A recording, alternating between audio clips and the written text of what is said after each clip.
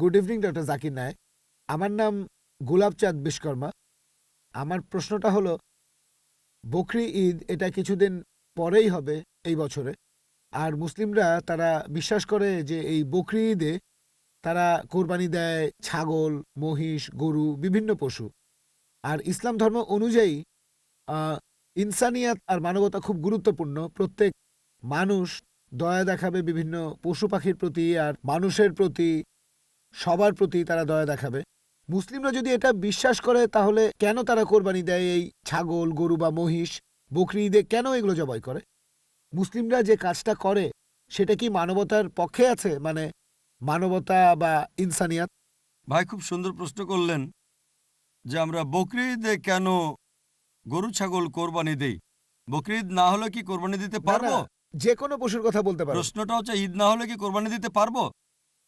তারা কোরবানি দেয়, পশু হত্যা করে। আপনাকে আমি প্রশ্ন করছি বকরি ঈদ বাদে অন্য সময় কোরবানি দিলাম, এটার কি অনুমতি আছে? না না, এরকম তাহলে প্রশ্নটা এরকম কেন? তার এরকমও বদলে করা যাবে ডাইরেক্ট না। প্রশ্ন করেন আমরা নন ভেজ খাই কেন? ঠিক? আপনার প্রশ্নটা বুঝতে পারছি আপনি না। তো জানতে চাচ্ছেন আমরা নন ভেজ খাবার খাই কেন, মাংস খাই কেন?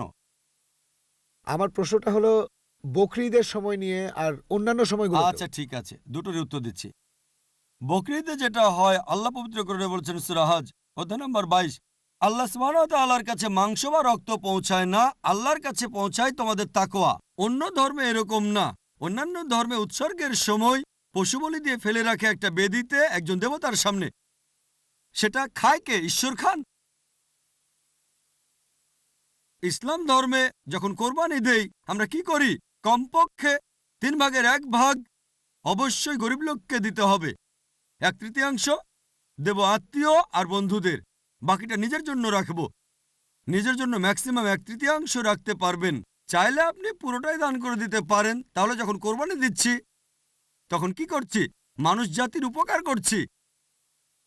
আমরা তাদের জন্য খাবার দিচ্ছি। এখন কাউকে খাবার দেয়া এটা কি ভালো না খারাপ? খাবার দেয়া যাতে মানুষ উপকার পেতে পারে এটা কি ভালো না খারাপ? ভালো। মানুষের জন্য এটা ভালো না খারাপ? ভালো। তাহলে ইসলাম হচ্ছে মানবতার ধর্ম।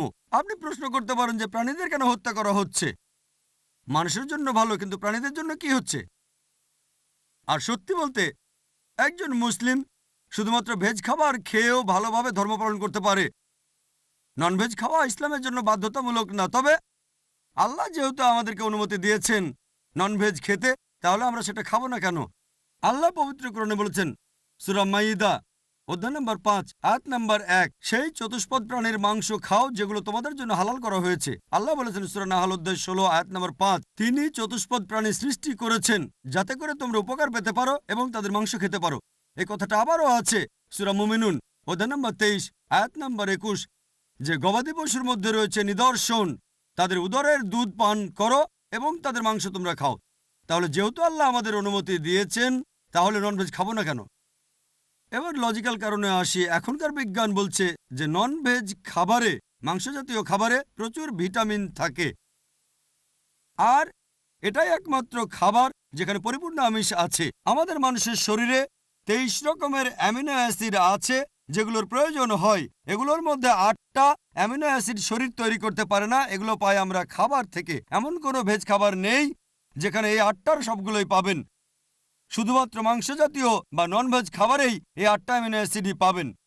এছাড়াও যদি আপনারা দাঁত পরীক্ষা করেন তৃণভোজী প্রাণীদের, গরু, ছাগল, ভেড়া, তাদের দাঁতগুলো সমান। তারা শুধু ভেজ খাবার খায়, মাংস খেতে পারে না। এরপর যদি দাঁত পরীক্ষা করে দেখেন মাংসাশী প্রাণীদের, বাঘ, সিংহ, চিতাবাঘ, তাদের মুখের দাঁতগুলো সূচালো যাতে মাংস খেতে পারে, এজন্য তাদের দাঁতগুলো থাকে সূচালো। তারা শুধু মাংসই খায়, ভেজ খাবার তারা খেতে পারে না। যদি আয়নার সামনে দাঁড়িয়ে আপনার দাঁতগুলো দেখেন, আমাদের সূচালো দাঁত আছে, আবার সমান দাঁতও আছে। আমরা সব ধরনের খাবারই খেতে পারি। যদি আল্লাহ চাইতেন শুধু ভেজ খাবারই খাবো, তাহলে আমাদেরকে সূচালো দাঁত দিলেন কেন? ননভেজ খাওয়ার জন্য। এছাড়াও তৃণভোজী প্রাণীদের যে পরিপাকতন্ত্র, গরু, ছাগল বা ভেড়ার শুধু ভেজ খাবার হজম করতে পারে, ননভেজ হজম করতে পারে না। আর মাংসাশী প্রাণীদের পরিপাকতন্ত্র, বাঘ, চিতাবাঘ, সিংহ শুধু মাংস হজম করতে পারে, ভেজ হজম করতে পারে না। আবার মানুষের যে পরিপাকতন্ত্র, সেখানে আছে ক্ষুদ্রান্ত এবং বৃহদান্ত্র। ভেজ খাবার হজম করতে পারে, নন ভেজ হজম করতে পারে। যদি আল্লাহ চাইতেন যে আমরা শুধু ভেজ খাবারই খাবো, তাহলে দুটোই হজমের পরিপাকতন্ত্র দিলেন কেন? এছাড়াও অনেক ভুল ধারণা আছে যে হিন্দুদের নন ভেজ খাবার খাওয়া উচিত না। এটা ভুল ধারণা। যদি হিন্দু ধর্মগ্রন্থ পড়েন, এটা আছে মনুস্মৃতিতে অধ্যায় নম্বর 5 অনুচ্ছেদ 30। ঈশ্বর প্রাণী বানিয়েছেন, তাদেরকে কেউ খাবে আর কাউকে খাবে অন্যরা। যদি তুমি খাওয়ার জন্য সৃষ্টি করা প্রাণী খাও তাহলে কোনো পাপ হবে না। মনুস্মৃতিতে আছে অধ্যায় 5 অনুচ্ছেদ 31 যে ঈশ্বর কিছু প্রাণীকে সৃষ্টি করেছেন উৎসর্গের জন্য। সেই ধরনের প্রাণীকে হত্যা করো, কোনো পাপ হবে না। মনুস্মৃতিতে আছে অধ্যায় নম্বর 5 অনুচ্ছেদ 40 যে উৎসর্গের জন্য প্রাণী হত্যা কোনো পাপ নয়। হিন্দু ধর্মগ্রন্থে এরকম আরও অনুচ্ছেদ আছে। বেদেও আছে যে মুনি আর ঋষিগণ নন ভেজ খাবার খেত, তারা গরুর মাংস খেত। মহাভারত পড়লে দেখবেন অনুশাসন পর্ব অধ্যায় নম্বর 88। পাণ্ডবদের গল্পটা তো জানেন। পঞ্চপাণ্ডব 5 ভাই, সবচেয়ে বড় ভাই যুধিষ্ঠির, তিনি ভীষ্মকে জিজ্ঞেস করলেন যজ্ঞের সময় কি উৎসর্গ করব, পূজার সময়, যাতে আমাদের পূর্বপুরুষের সন্তুষ্ট হবেন। ভীষ্ম উত্তরে বললেন, যদি তুমি লতাপাতা আর শাকসবজি উৎসর্গ করো তাহলে আমাদের পূর্বপুরুষেরা সন্তুষ্ট থাকবেন 1 মাস। মাছ উৎসর্গ করলে 2 মাস। যদি তুমি মাংস দাও তাহলে 3 মাস। যদি খরগোশ উৎসর্গ করো তাহলে 4 মাস। যদি ছাগল দাও তাহলে 5 মাস। শূকরের মাংস দিলে তখন 6 মাস। যদি পাখির মাংস দাও তাহলে 7 মাস। হরিণের মাংস দিলে 8 মাস। এভাবে তিনি বলে গেলেন। মহিষের মাংস দিলে 11 মাস। যদি গরুর মাংস দাও তাহলে পূর্বপুরুষেরা সন্তুষ্ট থাকবেন পুরো 1 বছর। আর যদি চাও যে পূর্বপুরুষেরা সন্তুষ্ট থাকবেন একেবারে সারা জীবন, তাহলে ছাগলের লালচে মাংস দাও বা গন্ডারের মাংস দাও। এ কথা কে বলেছেন? ভীষ্ম যুধিষ্ঠিরকে। পুরো তালিকা দেওয়া আছে, শাকসবজি, মাছ, খরগোশ, ছাগল, সবকিছু আছে, মহিষ, গরু। তাহলে হিন্দু ধর্মগ্রন্থ বলছে নন ভেজ খাওয়ার অনুমতি আছে। হিন্দুরা এখন এগুলো মানে কারণ তাদেরকে প্রভাবিত করছে অন্যান্য ফিলোসফি, যেমন অহিংসা। এখন হিন্দুরাও এটা পালন করে। আর যারা এই অহিংসা নীতি মেনে চলে যে নন ভায়োলেন্স, জীবিত প্রাণীকে হত্যা করা যাবে না, যদি একজন মানুষ কোন রকম প্রাণী হত্যা না করে টিকে থাকতে পারে, আমি সেটার পক্ষে আছি। এখন তারা বলে প্রাণী হত্যা করা এটা খুব বড় পাপ, কারণ এটা হচ্ছে জীবন, জীব হত্যা করা নিষিদ্ধ। এখন বিজ্ঞান উন্নত হয়েছে আর আমরা জানতে পেরেছি যে গাছপালারও জীবন আছে। তাহলে ভেজ খাবার খেলেও তো জীব হত্যা করছেন। তখন যুক্তি বদলায়, ঠিক আছে আমরা মানছি যে গাছপালারও জীবন আছে, তবে ব্যথা অনুভব করতে পারে না। তাহলে একটা গাছকে হত্যা করা প্রাণী হত্যার চেয়ে কম গুরুতর পাপ। আচ্ছা, তর্কের খাতিরে মানলাম, কিন্তু এখন বিজ্ঞান বলছে আমরা মানুষরা যে শব্দ শুনতে পাই তার কম্পনাঙ্ক 20 সাইকেল পার সেকেন্ড থেকে 20,000 সাইকেল পার সেকেন্ড। এর নিচে বা উপরে হলে আমরা শুনতে পাই না। বর্তমানের বিজ্ঞান বলে যে গাছপালা কান্নাকাটিও করে, কিন্তু সেটা মানুষ শুনতে পায় না। আমেরিকার এক কৃষক একটা যন্ত্র বানিয়েছেন যেটা দিয়ে গাছের কান্না মানুষ শুনতে পাবে আর জানতে পারবে কখন গাছের পানি লাগবে।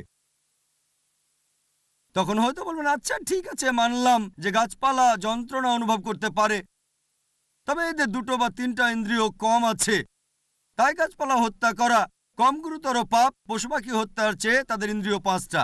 আচ্ছা, তর্কের খাতিরে এটাও মানলাম যে গাছপালা 2টো ইন্দ্রিয় কম থাকে পশু পাখির চেয়ে। আপনাদের একটা প্রশ্ন করি, যে ধরেন আপনার ভাই, আল্লাহ না করুন, ধরেন সে জন্মালো বোবা আর কালা হয়ে, আর বড় হওয়ার পরে তাকে কেউ মেরে ফেললো, তখন কি জজের কাছে গিয়ে বলবেন, মাই লর্ড এই খুনিকে কম শাস্তি দেন কারণ আমার ভাই ছিল বোবা আর কালা? এভাবে বলবেন?